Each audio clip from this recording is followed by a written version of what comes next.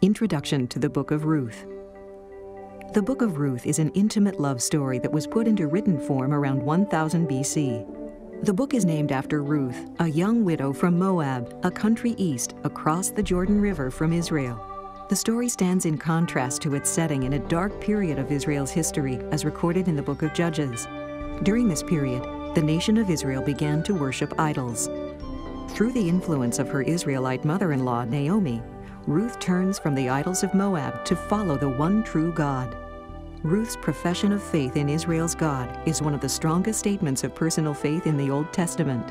Once in Israel, God leads Ruth to a man named Boaz, a relative of Naomi's, whom she eventually marries.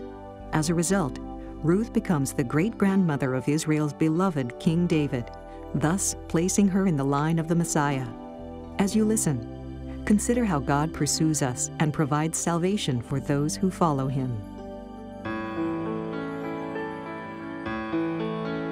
The Book of Ruth, Chapter 1. Now it came to pass in the days when the judges ruled, that there was a famine in the land. And a certain man of Bethlehem, Judah, went to sojourn in the country of Moab, he and his wife and his 2 sons. And the name of the man was Elimelech, and the name of his wife Naomi, and the name of his 2 sons Mahlon and Chilion, Ephrathites of Bethlehem, Judah. And they came into the country of Moab and continued there. And Elimelech, Naomi's husband, died, and she was left and her 2 sons. And they took them wives of the women of Moab. The name of the one was Orpah, and the name of the other Ruth. And they dwelled there about 10 years. And Mahlon and Chilion died also, both of them. And the woman was left of her 2 sons and her husband. Then she arose with her daughters-in-law, that she might return from the country of Moab. For she had heard in the country of Moab how that the Lord had visited his people in giving them bread. Wherefore she went forth out of the place where she was, and her 2 daughters-in-law with her. And they went on the way to return unto the land of Judah. And Naomi said unto her 2 daughters-in-law, Go, return each to her mother's house. The Lord deal kindly with you, as ye have dealt with the dead and with me. The Lord grant you that ye may find rest, each of you in the house of her husband. Then she kissed them, and they lifted up their voice and wept. And they said unto her, Surely we will return with thee unto thy people. And Naomi said, Turn again, my daughters. Why will ye go with me? Are there yet any more sons in my womb, that they may be your husbands? Turn again, my daughters, go your way, for I am too old to have an husband. If I should say, I have hope, if I should have an husband also tonight, and should also bear sons, would ye tarry for them till they were grown? Would ye stay for them from having husbands? Nay, my daughters, for it grieveth me much for your sakes that the hand of the Lord is gone out against me. And they lifted up their voice and wept again. And Orpah kissed her mother-in-law, but Ruth clave unto her.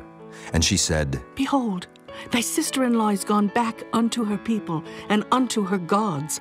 Return thou after thy sister-in-law. And Ruth said, Entreat me not to leave thee, or to return from following after thee. For whither thou goest, I will go, and where thou lodgest, I will lodge. Thy people shall be my people, and thy God my God. Where thou diest will I die, and there will I be buried. The Lord do so to me, and more also, if aught but death part thee and me. When she saw that she was steadfastly minded to go with her, then she left speaking unto her. So they 2 went until they came to Bethlehem. And it came to pass, when they were come to Bethlehem, that all the city was moved about them. And they said, Is this Naomi? And she said unto them, Call me not Naomi, call me Mara, for the Almighty hath dealt very bitterly with me. I went out full, and the Lord hath brought me home again empty. Why then call ye me Naomi, seeing the Lord hath testified against me, and the Almighty hath afflicted me? So Naomi returned, and Ruth the Moabitess, her daughter-in-law, with her, which returned out of the country of Moab. And they came to Bethlehem in the beginning of barley harvest. Chapter 2. And Naomi had a kinsman of her husband's, a mighty man of wealth, of the family of Elimelech, and his name was Boaz. And Ruth the Moabitess said unto Naomi, Let me now go to the field and glean ears of corn after him, in whose sight I shall find grace. And she said unto her, Go, my daughter. And she went and came and gleaned in the field after the reapers. And her hap was to light on a part of the field belonging unto Boaz, who was of the kindred of Elimelech. And behold, Boaz came from Bethlehem and said unto the reapers, The Lord be with you. And they answered him, The Lord bless thee. Then said Boaz unto his servant that was set over the reapers. Whose damsel is this? And the servant that was set over the reapers answered and said, It is the Moabitish damsel that came back with Naomi out of the country of Moab. And she said, I pray you, let me glean and gather after the reapers among the sheaves. So she came, and hath continued even from the morning until now, that she tarried a little in the house. Then said Boaz unto Ruth, Hearest thou not, my daughter? Go not to glean in another field, neither go from hence, but abide here fast by my maidens. Let thine eyes be on the field that they do reap, and go thou after them. Have I not charged the young men that they shall not touch thee? And when thou art athirst, go unto the vessels, and drink of that which the young men have drawn. Then she fell on her face and bowed herself to the ground, and said unto him, Why have I found grace in thine eyes, that thou shouldest take knowledge of me, seeing I am a stranger? And Boaz answered and said unto her, It hath fully been showed me all that thou hast done unto thy mother-in-law since the death of thine husband, and how thou hast left thy father and thy mother and the land of thy nativity, and art come unto a people which thou knewest not heretofore.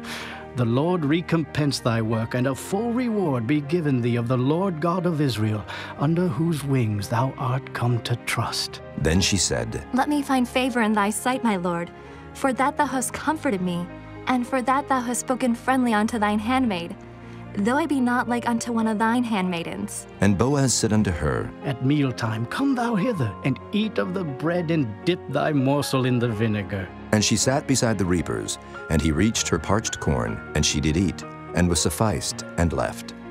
And when she was risen up to glean, Boaz commanded his young men, saying, Let her glean even among the sheaves, and reproach her not. And let fall also some of the handfuls of purpose for her, and leave them, that she may glean them, and rebuke her not. So she gleaned in the field until even, and beat out that she had gleaned. And it was about an ephah of barley. And she took it up and went into the city, and her mother-in-law saw what she had gleaned, and she brought forth, and gave to her that she had reserved after she was sufficed. And her mother-in-law said unto her, Where hast thou gleaned today? And where wroughtest thou? Blessed be he that did take knowledge of thee. And she showed her mother-in-law with whom she had wrought, and said, The man's name with whom I wrought today is Boaz. And Naomi said unto her daughter-in-law, Blessed be he of the Lord, who hath not left off his kindness to the living and to the dead. And Naomi said unto her, The man is near of kin unto us, one of our next kinsmen. And Ruth the Moabitess said, He said unto me also, Thou shalt keep fast by my young men, until they have ended all my harvest. And Naomi said unto Ruth her daughter-in-law, It is good, my daughter, that thou go out with his maidens, that they meet thee not in any other field. So she kept fast by the maidens of Boaz to glean unto the end of barley harvest and of wheat harvest, and dwelt with her mother-in-law. Chapter 3. Then Naomi her mother-in-law said unto her, My daughter, shall I not seek rest for thee, that it may be well with thee? And now is not Boaz of our kindred, with whose maidens thou wast? Behold, he winnoweth barley tonight in the threshing floor. Wash thyself therefore, and anoint thee, and put thy raiment upon thee, and get thee down to the floor. But make not thyself known unto the man, until he shall have done eating and drinking. And it shall be, when he lieth down, that thou shalt mark the place where he shall lie, and thou shalt go in, and uncover his feet, and lay thee down, and he will tell thee what thou shalt do. And she said unto her, All that thou sayest unto me, I will do. And she went down unto the floor, and did according to all that her mother-in-law bade her.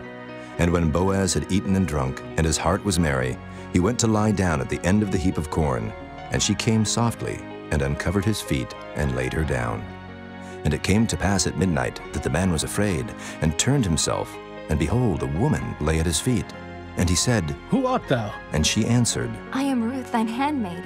Spread therefore thy skirt over thine handmaid, for thou art a near kinsman. And he said, Blessed be thou of the Lord, my daughter, for thou hast showed more kindness in the latter end than at the beginning, inasmuch as thou followedst not young men, whether poor or rich. And now, my daughter, fear not. I will do to thee all that thou requirest. For all the city of my people doth know that thou art a virtuous woman. And now it is true that I am thy near kinsman, howbeit there is a kinsman nearer than I. Tarry this night, and it shall be in the morning that if he will perform unto thee the part of a kinsman, well, let him do the kinsman's part. But if he will not do the part of a kinsman to thee, then will I do the part of a kinsman to thee. As the Lord liveth, lie down until the morning. And she lay at his feet until the morning, and she rose up before one could know another. And he said, Let it not be known that a woman came into the floor. Also he said, Bring the veil that thou hast upon thee, and hold it. And when she held it, he measured 6 measures of barley, and laid it on her, and she went into the city. And when she came to her mother-in-law, she said, Who art thou, my daughter? And she told her all that the man had done to her. And she said, These 6 measures of barley gave he me, for he said to me, Go not empty unto thy mother-in-law. Then said she, Sit still, my daughter, until thou know how the matter will fall. For the man will not be in rest until he have finished the thing this day. Chapter 4. Then went Boaz up to the gate, and sat him down there. And behold, the kinsman of whom Boaz spake came by, unto whom he said, Ho, such a one, turn aside, sit down here. And he turned aside and sat down. And he took 10 men of the elders of the city, and said, Sit ye down here. And they sat down. And he said unto the kinsman, Naomi, that is come again out of the country of Moab, selleth a parcel of land which was our brother Elimelech's. And I thought to advertise thee, saying, Buy it before the inhabitants and before the elders of my people. If thou wilt redeem it, redeem it. But if thou wilt not redeem it, then tell me, that I may know. For there is none to redeem it beside thee, and I am after thee. And he said, I will redeem it. Then said Boaz, What day thou buyest the field of the hand of Naomi, thou must buy it also of Ruth the Moabitess, the wife of the dead, to raise up the name of the dead upon his inheritance. And the kinsman said, I cannot redeem it for myself, lest I mar mine own inheritance. Redeem thou my right to thyself, for I cannot redeem it. Now this was the manner in former time in Israel concerning redeeming and concerning changing, for to confirm all things. A man plucked off his shoe and gave it to his neighbor, and this was a testimony in Israel. Therefore the kinsman said unto Boaz, Buy it for thee. So he drew off his shoe. And Boaz said unto the elders and unto all the people, Ye are witnesses this day that I have bought all that was Elimelech's, and all that was Kilion's and Mahlon's of the hand of Naomi. Moreover, Ruth the Moabitess, the wife of Mahlon, have I purchased to be my wife, to raise up the name of the dead upon his inheritance, that the name of the dead be not cut off from among his brethren. And from the gate of his place ye are witnesses this day. And all the people that were in the gate and the elders said, We are witnesses. The Lord make the woman that is come into thine house like Rachel and like Leah, which two did build the house of Israel. And do thou worthily in Ephratah, and be famous in Bethlehem. And let thy house be like the house of Pharez, whom Tamar bare unto Judah, of the seed which the Lord shall give thee of this young woman. So Boaz took Ruth, and she was his wife. And when he went in unto her, the Lord gave her conception, and she bare a son. And the women said unto Naomi, Blessed be the Lord, which hath not left thee this day without a kinsman, that his name may be famous in Israel, and he shall be unto thee a restorer of thy life, and a nourisher of thine old age, for thy daughter-in-law, which loveth thee, which is better to thee than 7 sons, hath borne him. And Naomi took the child, and laid it in her bosom, and became nurse unto it. And the women her neighbors gave it a name, saying, There is a son born to Naomi. And they called his name Obed. He is the father of Jesse, the father of David. Now these are the generations of Pharez. Pharez begat Hezron, and Hezron begat Ram, and Ram begat Amminadab, and Amminadab begat Nahshon, and Nahshon begat Salmon, and Salmon begat Boaz, and Boaz begat Obed, and Obed begat Jesse, and Jesse begat David.